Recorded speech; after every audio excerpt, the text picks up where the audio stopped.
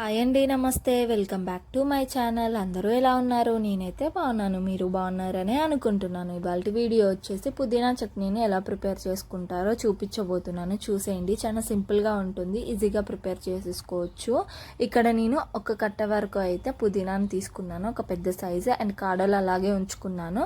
తర్వాతకి 10-15 ఎండుమిర్చిని తీసుకున్నాను. తొడిమలు కూడా అన్ని ఓల్డ్ చేసుకొని పక్కకు పెట్టేసుకోండి. ఆన్ చేసుకొని ఒక గిన్నె పెట్టుకొని కొంచెం ఆయిల్ వేసుకొని ఒక స్పూన్ ధనియాలు, ఒక స్పూన్ జీలకర్ర, ఒక స్పూన్ నువ్వులు వేసుకొని ఒక 5 నిమిషాల పాటు వేయించుకోండి. నువ్వులు చిటపట అన్నాయంటే వేగినట్టే, అండ్ జీలకర్ర ధనియాలు కూడా వెమ్మటే వేగిపోతాయి. వీటి అన్నిటిని తీసుకొని ఒక గిన్నెలోకి వేసేసుకోవాలి.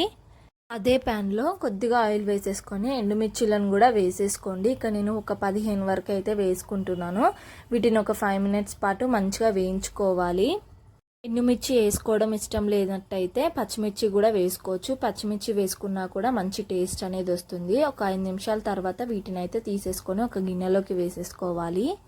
అదే ప్యాన్లో ఒక స్పూన్ వరకు నూనె వేసేసుకొని మనము కడిగి పెట్టుకున్న పుదీనా ఉంది కదా, దాన్ని ఇందులోకి వేసేసుకొని మంచిగా వాటర్ అంతా ఇంగిపోయేంత వరకు కూడా కలుపుకుంటూ వేయించుకోవాలి. చూసారుగా, ఈ విధంగా అయితే సరిపోతుంది. స్టవ్ అనేది ఆఫ్ చేసుకొని చల్లారనివ్వాలి. ఒక మిక్సీ జార్ తీసుకొని మనం ముందుగా వేయించి పెట్టుకున్నవన్నీ కూడా అందులోకి వేసేసుకొని రుచికి సరిపడా ఉప్పు వేసుకొని వెల్లుల్లి రెబ్బల్ని కూడా వేసుకొని మిక్సీ పట్టేసుకోవాలి. తర్వాతకి పుదీనాను కూడా ఇందులోకి వేసేసుకొని కొంచెం నానబెట్టుకున్న చింతపండును కూడా వేసేసుకొని మిక్సీ పట్టుకోవాలి.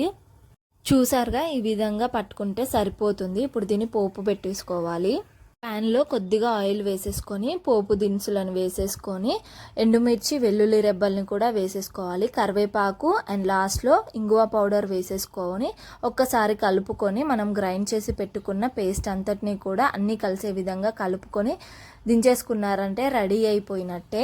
వీడియో నచ్చిందా? ఒకవేళ నచ్చినట్టయితే లైక్ చేయండి, షేర్ చేయండి, కామెంట్ చేయండి, సబ్స్క్రైబ్ చేసేసుకోండి.